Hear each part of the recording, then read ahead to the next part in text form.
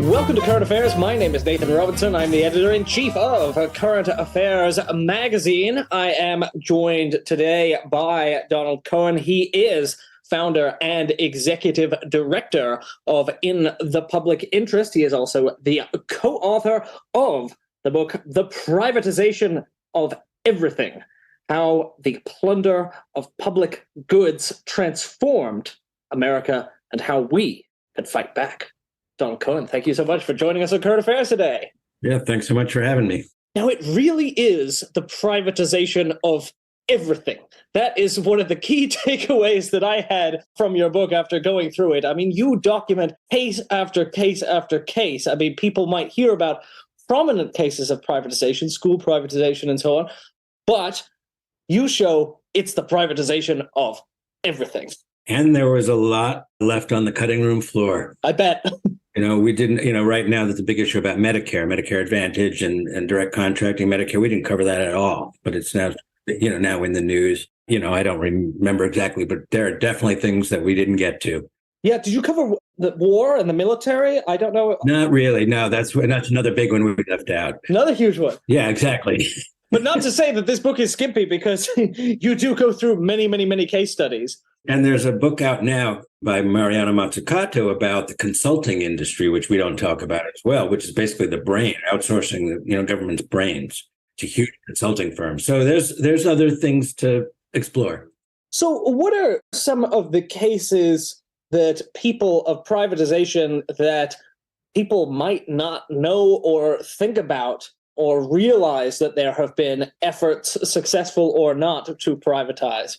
I would venture to say most, but, I will give a few cases. Let me say how we define privatization.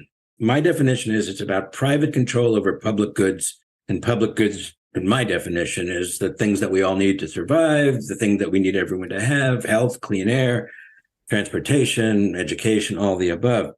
I'll give a couple of examples because that's the best way to get into the real issues, which, our book intends to draw a through line into some larger issues that connect all the sectors, the public sectors. So parking meters in Chicago, I've told the story many, many times, and most people who don't live in Chicago don't know about it.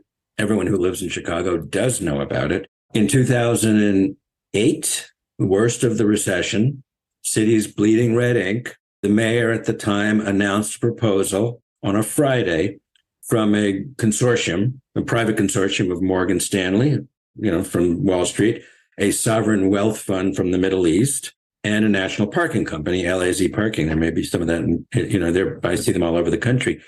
That consortium offered the city $1.1 billion up front in cash in exchange for control of the city's 36,000 parking meters for 75 years. Vote on Tuesday. Announce on Friday, vote on Tuesday. Now, just to put it in context, that's 2083.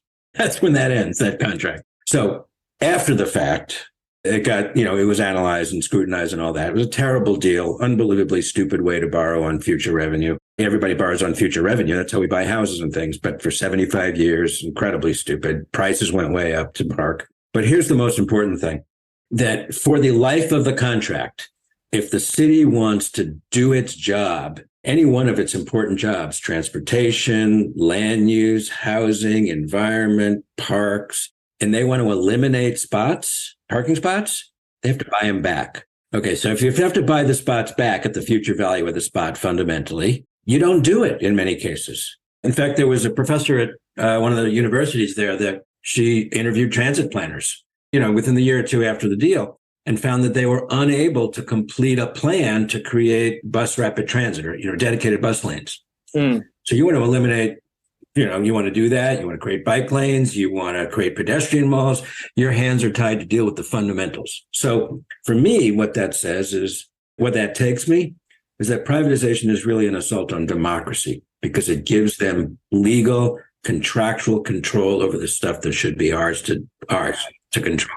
Do we know how much, or have an estimate of how much those who bought the rights to the Chicago parking meters are going to make out of it over and above what they presumably quite a lot? Quite a lot. Well, I don't have a number, but I do know that either now or within the next few years, they will have gotten all their money back. Everything else minus operations, which, is gravy. They're doing quite fine. Yeah, and have a few more decades to go. And one of the points that you make in the book, and you discuss the Indiana toll road case as well, which has kind of parallels, and I think people might not think of it this way, but when you sell a public asset, when you take the check up front for much less than what the thing is worth over the period of time that you are giving this company or consortium the right to collect revenue over, you are essentially transferring wealth, just handing it over from the public sector to the private sector. An enormous amount. So it may, the parking meters in Chicago needed to be modernized. Excuse me, they needed to be modernized. Credit cards and all that, like most cities are doing right now. Okay, well, that may have cost some money, so they needed some cash. They could have borrowed it. The rates of the two-park went way up. I think that, up towards $8 an hour, something like that. So my question would have been to them is, so if the private entities think they can make money doing this, why can't the city? Because the city has great needs. Housing needs, has climate needs, has all sorts of, municipal needs that would benefit the city. So you're exactly right. It's pure extraction. Yeah, and one of the things you say in the Indiana case is, all these politicians kind of touting it as this wonderful deal, and you say, well, if it's such a wonderful deal, why is the buyer offering this sum? I mean, we say, oh, look at this giant sum they're offering, but you say, well, okay, but they're expecting to make a lot more off of the tolls or off of the parking meter revenue than they're paying, or else they wouldn't see this as such a golden opportunity. Yeah, well, some of them went bankrupt and then, because they made bad choices, but then they've just changed the way they do the deals. But here's what's interesting about that, because there's lots of, there's going to be a lot of infrastructure money flowing, given the Inflation Reduction Act, flowing throughout the country. There's a lot of money that we need to build infrastructure. There's two things that are really important to remember. Things cost money, and there's only one place to get that money, us, taxes, tolls, and fees. That's it, right? So if you give it to a private company, because the reason this is important is because the private people who want to privatize or do these public-private partnerships often will say, no new taxes, more efficient. It's all motherhood and apple pie, but you have to take it back to that basic fact. It costs money, and there's only one place to get it, and that's us. So if the rates are going to go up, then someone's going to, more than they need to, then someone else is going to get that money. Yeah, there's a wonderful story that is told. Perhaps you should give your version of what the pitch for privatization, because it's kind of the same in almost every case. It's this wonderful fantasy about how everyone is going to benefit and we're going to get something for nothing. That's a great question. So a few pitches. One is cheaper, better, faster. Okay. The private sector is more efficient, so we can provide public services more cheaply. But let me stop on that one, because we deal with this argument all the time. So they say they're more efficient. We say, okay, well, let's just think about what efficiency is. Efficiency is, spending less or doing less and getting more. Less effort for more. Well, there's two ways to be efficient. One is to do things smarter. We all figured that out in our homes.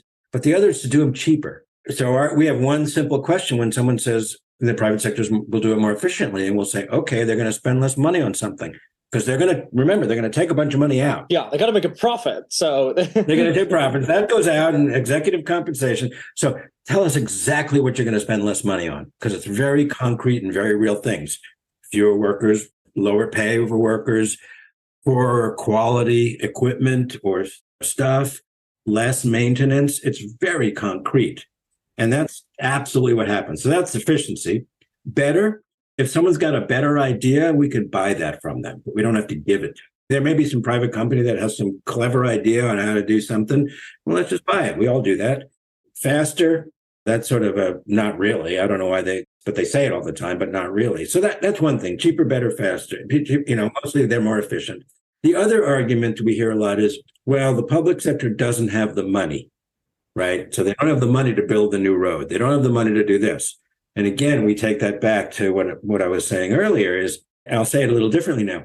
We have to borrow money to build a road. You borrow money to buy a house. Borrowing is actually the easy part, because it turns out you have to pay it back. And there's only one place to get that. Taxes, tolls, and fees, us. So let's just break it down to the actual, the nuts and bolts truth of it, because it's all math. Yeah. Well, and there's also this, there are some cases in which there's this fantasy about the magic that the market works. This is particularly the case in the argument for school choice, which is that if you provide people with, if you privatize, you provide this range of options, then you get more kind of consumer feedback, and then the schools are forced to get better because you're giving the consumers the power to decide. How do you kind of respond to that? What they're saying is that competition will create innovations and make all things better. Now, we all compete and, we watch sports, and there's really competition in the abstract, there's nothing wrong with it. In particular in schools, because that's really the best example, is competition isn't all good. So charter schools, let me talk about charter schools. I know you have a lot of them in New Orleans. Yeah, we don't have any public schools here, actually. I got rid of those. So the idea of charter schools, it's parents would be able to choose, and then their child can go to the charter school, and then the money would follow the kid into the charter school. And that families would, look around for the best school. Charter schools would then compete in the market for kids, for students. Here's the distortions that occur when you do that, because this happens. There are charter schools that, not legally, but pragmatically, absolutely, look for ways to either screen out or push out the harder to educate, more expensive kids. And they do it all the time. In New York, there was a New York Times investigation. They found a got to go list that a principal had in one of the charter schools. Now, why do they do that? If in the marketplace of choosing a school, one of the things a family looks at are test scores, right? And whether it's right or wrong, that's something that everybody's going to look at. So if there are kids in that school that are bringing down the test scores, they won't be as attractive in the market. So basically, because markets segregate, markets push it, markets want the best. That's one problem.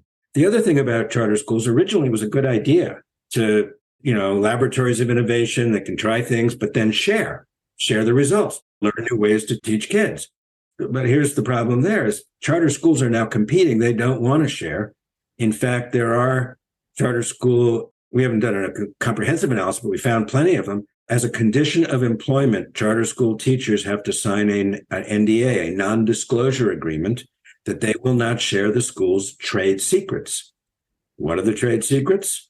Curriculum, lesson plans, the actual stuff that should be shared, and in fact that we're paying for every bit of it. So it's the distortions of the market in education that are segregating, that are stratifying, that are treating kids and families poorly, and they're creating all sorts of disruption for communities. Because the private sector, may have some good incentives to satisfy consumer demand, but they also have a boatload of bad incentives because the profit motive creates all sorts of reasons why it would be good for you to do things that are socially toxic and harmful. Well, the profit motive may do some good things, but the profit motive created the opioid crisis. Let's be clear. It's not a universal good. Okay, but I think it's really important to remember something also, again, very simple. Businesses just do one thing, not good, not bad. They sell stuff. That's it, right? What do they pay a lot of attention to? How many they sell, what the price of the unit is, how much it costs to make, what the profit is, and what their market share is. Those are the things that they measure. So nothing wrong with that. I'm not going to say yes or no because we all exist in the private market. But those are different interests than the public interest, right? Private prisons want heads in beds. The more heads in beds, the more they make, right? For-profit colleges, the more seats in, butts in seats, the more they make. Those incentives create distortions, create cutting corners, create, all sorts of negative things that we could look at lots of examples. Yeah, private prisons, the less you feed them, the more you make. So they're just terrible, terrible incentives there. Well, exactly. And we did do research, I don't know, maybe about 6-7 years ago. We got the majority of the state level private prison contracts. We looked through the contracts, and 2/3 of them, I think, maybe a little bit more, had bed guarantees in them that the state, they either had to keep the beds filled at an X percent or pay anyway, 80, 90, and some were 100%. So, and again, it's in their interest to keep those beds filled. That's interesting because, one of the things that is always said about profit is that it's the reward for risk taking. But one of the things that seems to come up in a number of cases in the book is that when these kinds of agreements are made to either sell or lease a public asset, often it includes some provision that insulates the private sector from any risk because the state or local government, as it was in the case of Chicago, where they said, well, we'll pay you if we want to take back any of these parking spaces. You take on no risk whatsoever that you'll lose your investment. Absolutely. I call them make whole clauses. The Chicago parking meter. The Chicago example is the worst case scenario and everyone knows about it. But there are features of that deal that are incredibly common, right? Like you say, they want to be made whole. And we find them in power contracts and water contracts and, in incinerators. You may have seen those section on incinerators, keep the trash coming in or pay anyway. So folks, so communities don't recycle. But here's the thing is, if it's a public service, it can't be subject to the creative destruction of the market.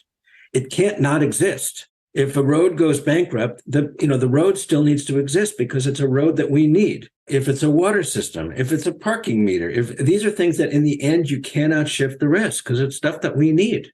Yeah, I think you sided with the incinerators. I think, was it Detroit, a poor city that's like on the hook for paying millions and millions of dollars just so that and then I don't know if it was Detroit or one of the other places we looked at, but Covanta was the company that the municipality, the jurisdiction said, we're not going to do recycling right now because we are contractually obligated to keep that, to keep the flow into the incinerator. Yeah, that gets in the way of what we want to do is to recycle, which is a good thing, of course. You want to recycle, you want to eliminate some parking spaces, put a park in, and you literally can't do it to protect this company's profits. That's exactly right. Let me give you another example in a slightly different direction. So, because you may remember the weather story. So, all of the data, fact one is all of the data for our weather apps and weather, and weather on TV and what have you is public. It comes from the National Weather Service satellite system, their entire system. So it's all public, which means we all pay for it. That's right. But then companies can process it, add to it. Some of it's legit and some of it's nonsense, just fancy graphics, but some of it's maybe legit for a company. So AccuWeather is one of the big ones. Previous president nominated the head of AccuWeather to be the head of if unsuccessfully, of the National Weather Service. And, it didn't happen, thankfully. So the specific example is there was a tornado in Oklahoma in 2015, I believe it was. And AccuWeather, one of AccuWeather's clients was Union Pacific, the cargo rail company. And they got extra warning and extra services or something. It may have been legitimate services. But here's what the CEO of AccuWeather said after the tornado, because it's better just to use his words. He was on TV touting the benefits of private weather services. He says, 2 trains stopped 2 miles apart. They watched the tornado go between them. Now, me speaking, that's a good thing. They weren't hurt. But then he goes on and says, unfortunately, it went into a town that didn't have our service and a couple of dozen people were killed. But the railroad did not lose anything. So meaning that's the market at work. If you can pay, you can stay alive. And that's what markets do. They exclude those that can't afford and they segregate. I think you also talk about in the weather chapter how there have been efforts by this industry that takes public data, repackages it, and then sells it to try and keep that public data from being public. And there are cases where we pay for things, and then the incentive of the private companies is to try and keep us for not just to build upon and sell us something that builds upon what we publicly made, but to become the gatekeeper so that only they can give you access to this public information. That's right. The National Weather Service is not allowed to create an app that we could use. I don't know who runs the app on my iPhone, but they're not allowed to because of basically political power through the regulatory process, legislative process. There's an issue right now, similarly, and that's the IRS and Free File. The tax companies, TurboTax, Intuit that owns TurboTax, and the other ones have created something called the Free File Alliance, one of those Orwellian names, that is working against the IRS from providing for half the population pre-filled, easy, free, tax submissions. And why? TurboTax wants to sell their product, and they don't want the public competitor in the market because the public doesn't make a profit and the public can make it easier and the public, trade it on the stock exchange. Yeah, I mean, they have a real example of a product that is useless or only useful under certain conditions, which I think is also true of, kind of health insurance companies, right? it's like this isn't a product that should exist in a lot of cases because we could just provide this publicly and do a much better job. Exactly. I mean, we don't have a public option under Obamacare because they, even which would have been a modest, just a step because they don't want the competition. Again, it goes back quite objectively is their job is to sell stuff and to grow. Our job is to make sure they're not getting in our way. You talked there about the way that a corporation, in this case, the weather companies, are a gatekeeper for public information. And it's also striking how that occurs in academic research. I mean, there you have a chapter talking about how, oftentimes we, the public, pay for our public universities to produce knowledge that then private companies can build a fence around and charge access for. Yeah, no, there's a lot. I mean, I'm not an academic, but there's an industry of academic journals that, in every discipline, sub-discipline, and sub-sub-discipline that rely on scholars to do the research and do the writing, but it also relies on scholars to provide peer evaluations and peer research to make sure it's good stuff. So there's been a massive amount of money made, and we're already paying for it because the professors don't get extra, the scholars don't get extra money. There was, and I just can't pull it up in my head right now, but there was some progress on that point recently in the last year or two. There were limitations put on some of the private academic vendors, but I'd have to look it up. But as you point out, there's, it's once again, there's a wealth transfer from public universities of tax dollars to private for-profit publishers. And it's all a wealth transfer. There's actually, I don't know anymore. Before COVID, there was about $7 trillion spent every year by governments in America. It's a pot of gold. $100 billion in prisons, $750 billion in K-12 education. You can just kind of go down the list, not even, taking the military aside. And they want a piece of it. And if they get a piece of it, they take a slice. They take a big slice. And again, it goes back to, it also got to keep saying the same thing. All the money comes from us. Let's just be clear. Every dollar that's being used to pay a CEO $10 million of a company that privatized Medicaid or something like that is a dollar that's not being used for healthcare. Let's just be clear. Yeah. And the public can end up paying for things that we already own.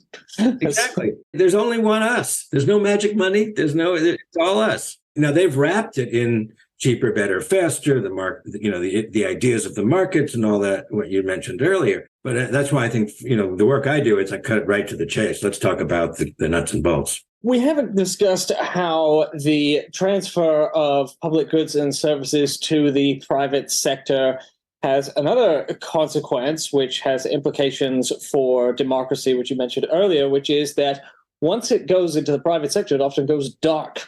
That is to say, you don't know what is actually going on within these institutions to the same degree that you do when you have transparent public institutions that are subject to public records requests. It's exactly right. So what I mentioned earlier about the charter schools and trade secrets, right? Trade secrets, there is a exclusion to FOIA for open records laws for confidential and proprietary information for trade secrets. And you see it in all sorts of places. I'll give another example. There was a privatized road in Texas, went from, I believe, Austin to San Antonio, State Route 130. It ended up, they weren't generating the money. The privates weren't generating enough money because the people weren't using the road. It was a truck route. So the first thing they did was raise the speed limit to 85 miles an hour. It's a road I wouldn't want to be on with trucks at 85 miles an hour. But then some investigative journalists tried to get the traffic projections before the road was built that were, to determine whether the road was necessary and all that. And they were told that was a trade secret, the traffic projections, and the courts backed them up. So if there's going to be a road or not, we want to make a good decision. That's a public decision whether there should be a road from point A to point B. Projections of future traffic are key information that we should be able to have to evaluate that. And you see that across every sector. We'll get contracts, individual contracts, and, everything gets redacted and blacked out. I think that for me, one of the most extreme examples in your book was the literal privatization of the legal code itself in Georgia, where the annotated Georgia statutes were put onto LexisNexis, and you had to pay to even understand the law, which seems to be, to me, to be an especially dystopian form of privatization worthy satire. I don't know if you have your own favorite extreme absurd case of something that we own slipping out of our grasp. Well, that's the good news about that case is that the good guys won in the end.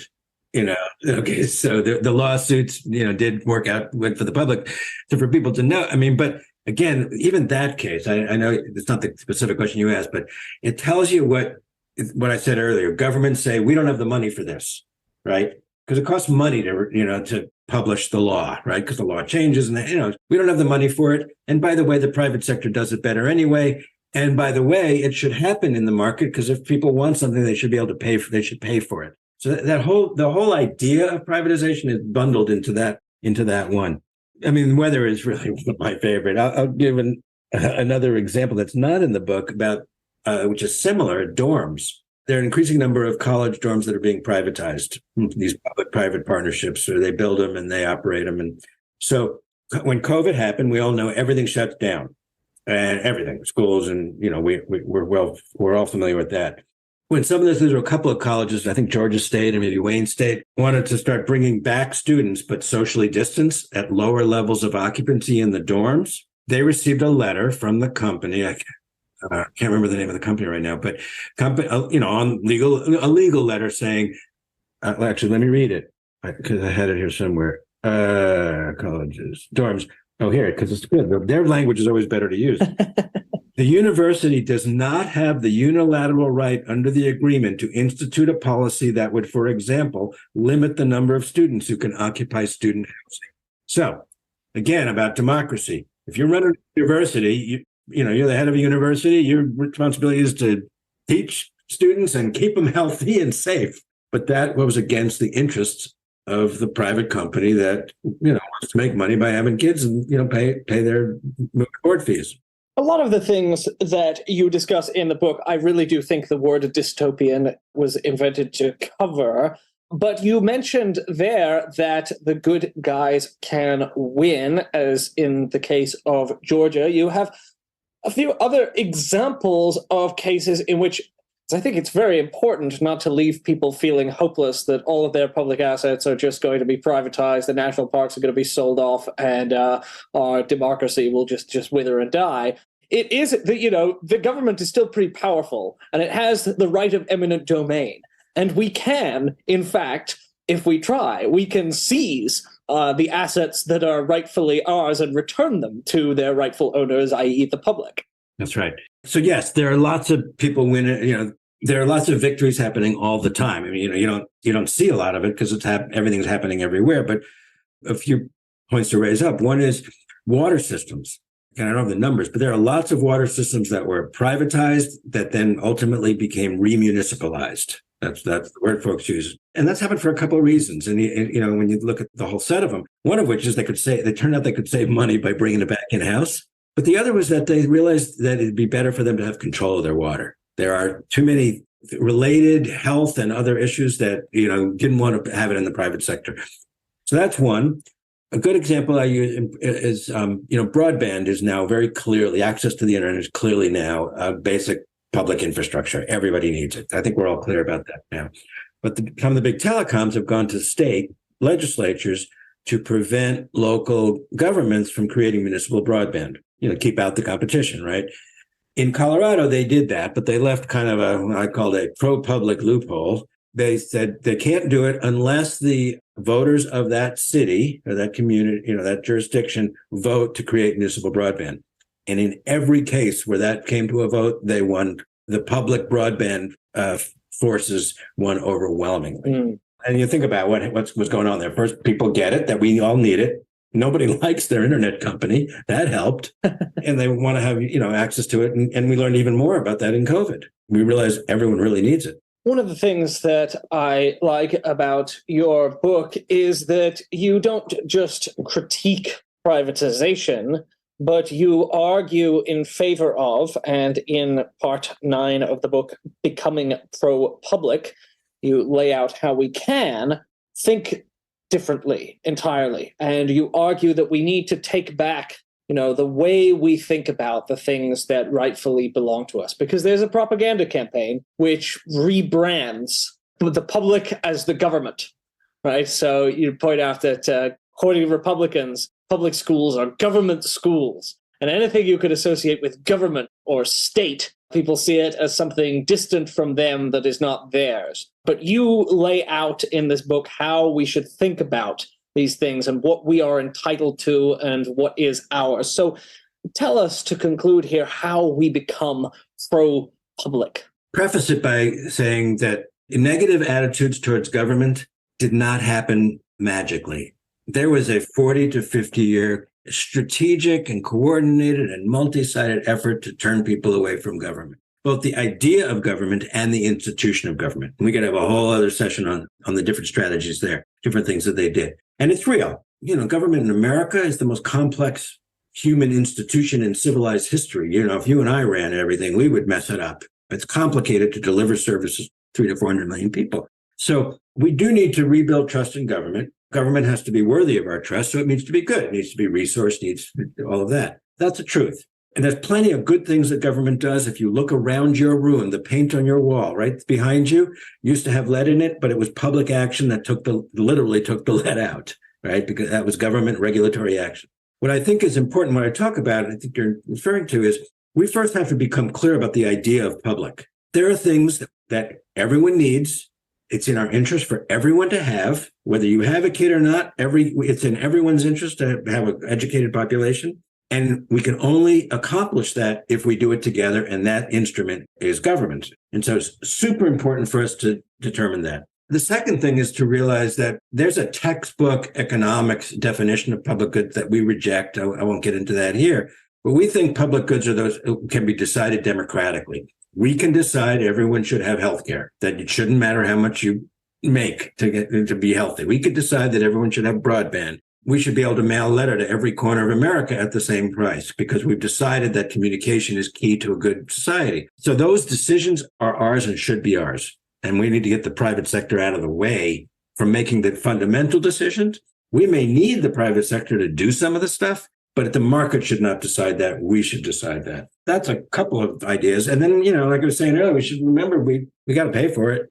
So let's pay for it, but let's not throw money away. Well, to understand how the private sector is getting in the way and how not to throw money away, our listeners and readers should pick up The Privatization of Everything, How the Plunder of Public Goods Transformed America, How We Can Fight Back, available from the New Press.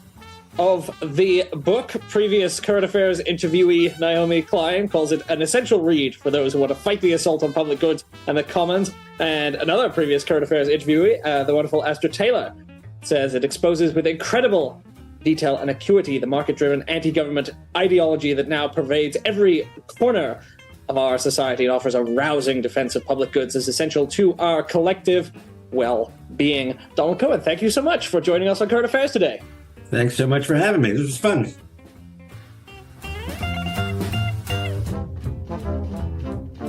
The Current Affairs Podcast is a product of Current Affairs Magazine. If you are not subscribed to Current Affairs Magazine, visit currentaffairs.org/subscribe today and get our glorious print edition. The Current Affairs Podcast is released regularly every week on patreon.com/currentaffairs. Thanks for listening.